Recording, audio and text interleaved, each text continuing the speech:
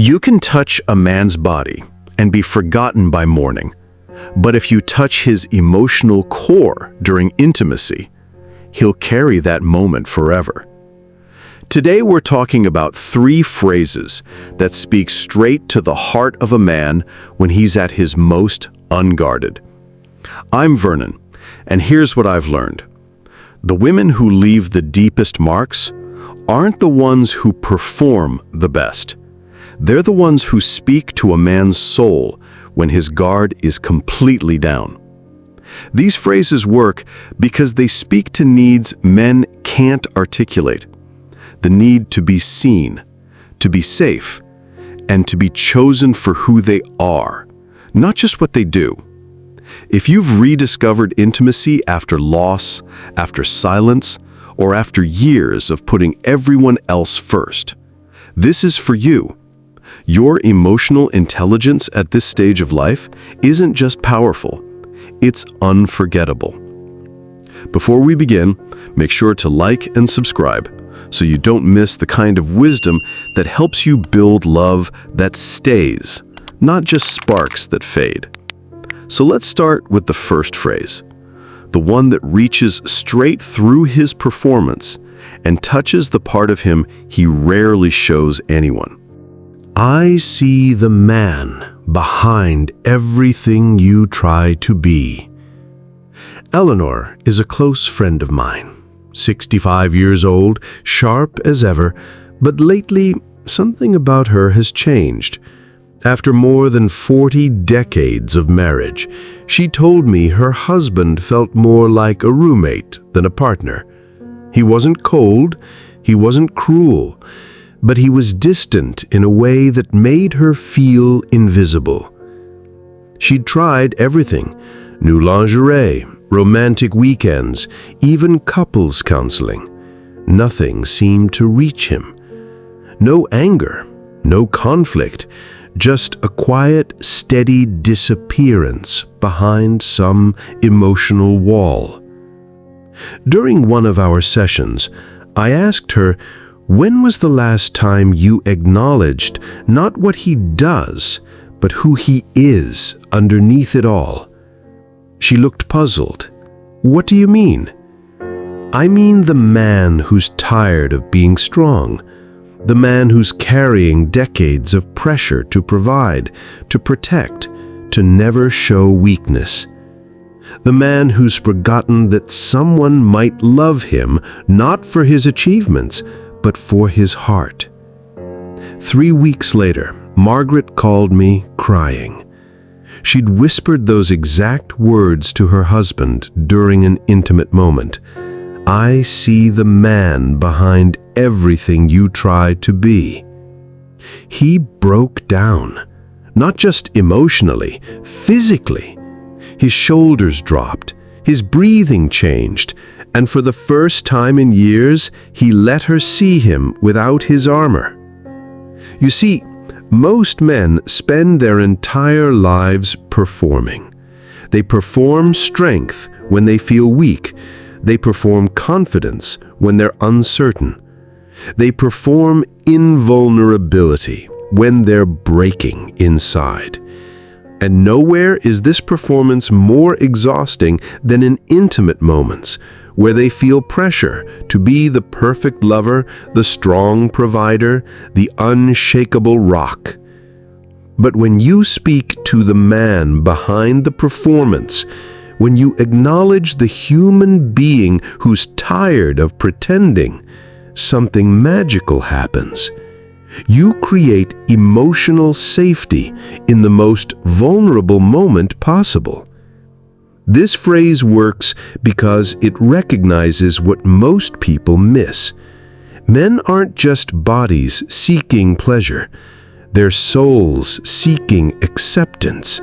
Their hearts hoping someone will love them not for their strength, but despite their weaknesses. When you say, I see the man behind everything you try to be, you're not just offering intimacy, you're offering sanctuary. You're saying, you don't have to be perfect here. You don't have to prove anything. I love the real you, the one you're afraid to show the world. To be seen without performance is the most intimate gift. Alain de Botton. If you know someone who's forgotten how powerful simple truth can be, share this video with her. It might remind her what real connection sounds like.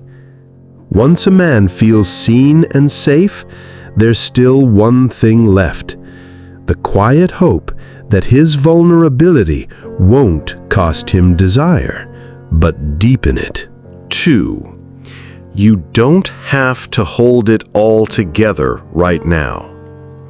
This phrase is revolutionary because it challenges one of the deepest myths men carry, that they must always be the strong one, that vulnerability is weakness, that falling apart means failing. But here's what I've learned from decades of working with couples. Men don't need you to be impressed by their strength. They need you to be safe enough for their weakness. When you give a man permission to not hold it all together, you're not just offering comfort, you're liberation. You're saying, you can be human here. You can be scared, uncertain, overwhelmed. I won't love you less. I won't see you as weak. I'll see you as real. As researcher Brené Brown has discovered through her extensive work on vulnerability, what we often perceive as weakness is actually our greatest measure of courage. This transforms the entire energy of intimacy. Instead of another place where he has to perform, it becomes a sanctuary where he can simply be. The relief men feel when they hear these words is profound. It's not just physical release, it's emotional unburdening. Think about the men in your life, your partner, your adult sons, your male friends. How many of them have ever been given explicit permission to not be strong? How many have been told it's okay to feel overwhelmed, scared, or uncertain? When you offer this during intimacy, you're not just creating a moment of connection. You're creating a memory of safety that he'll carry forever. You're becoming the woman who saw his strength and loved his vulnerability. I worked with David, a 58-year-old executive who'd just been diagnosed with early-stage prostate cancer. His wife, Linda, was struggling with how to support him. He'd become withdrawn, mechanically going through the motions of their relationship, but clearly carrying a weight that was crushing him. He won't talk about it, Linda told me. He just says he's fine, but I can see he's not. How do I reach him? I suggested she try something during their next intimate moment, not as a technique, but as genuine emotional permission.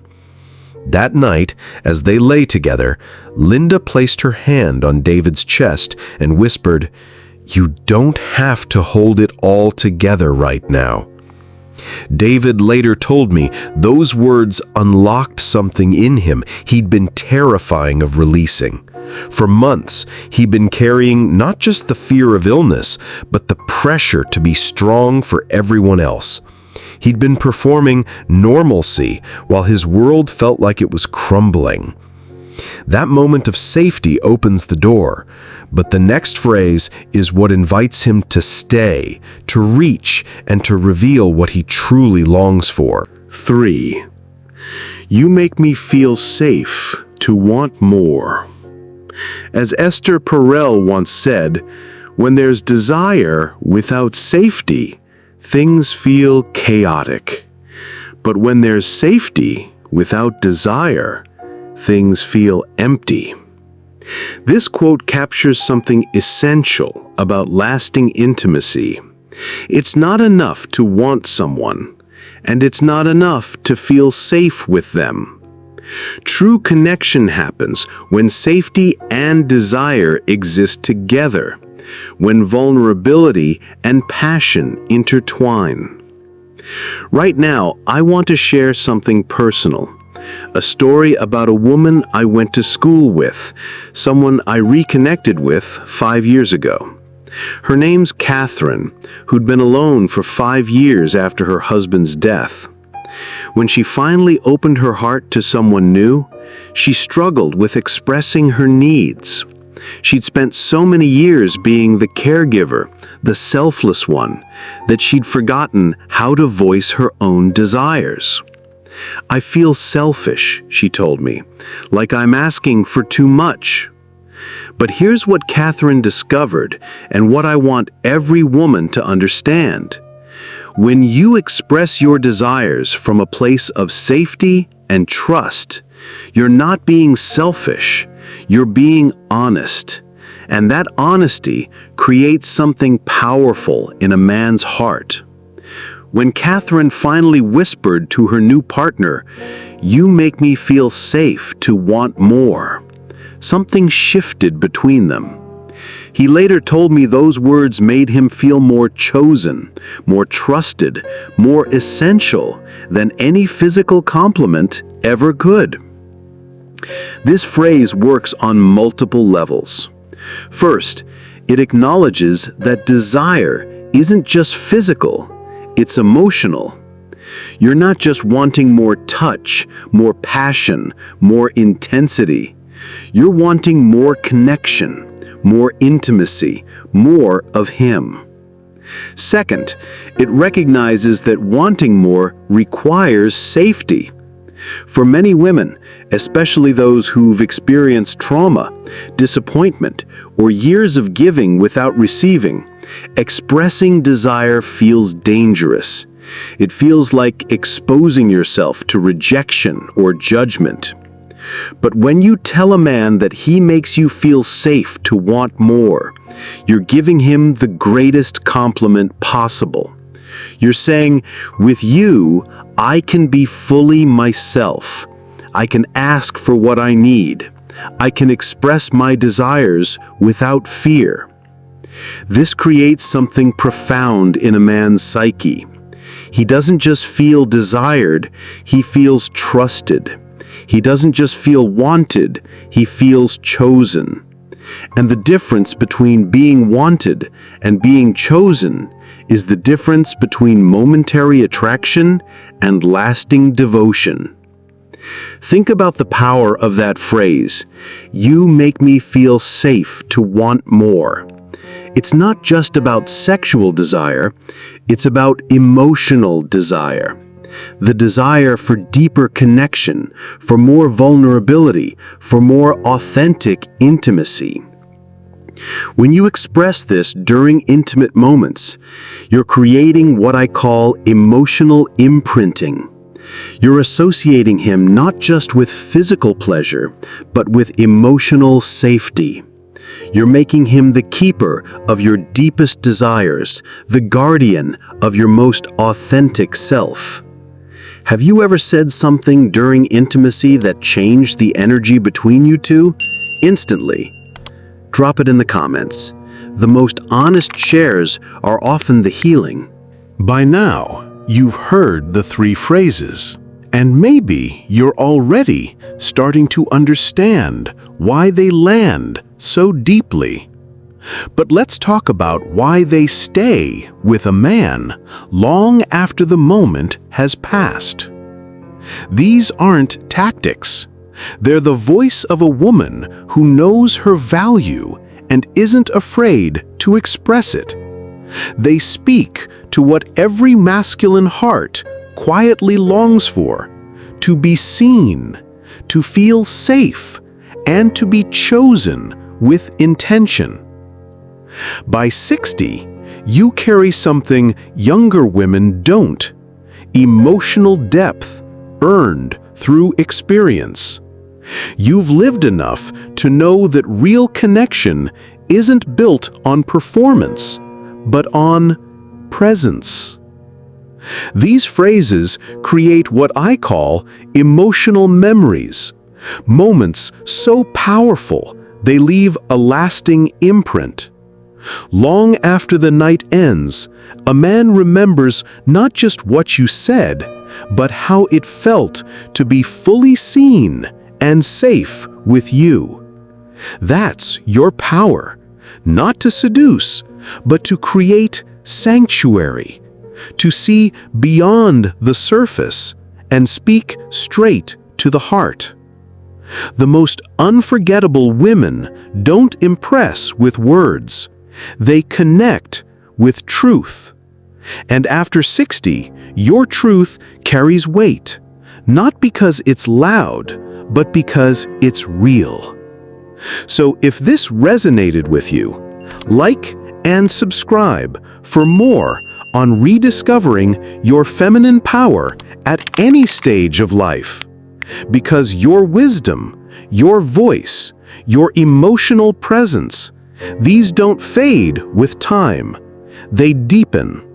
And that depth is what creates the love that lasts. And I'm Vernon. Thanks for watching my video.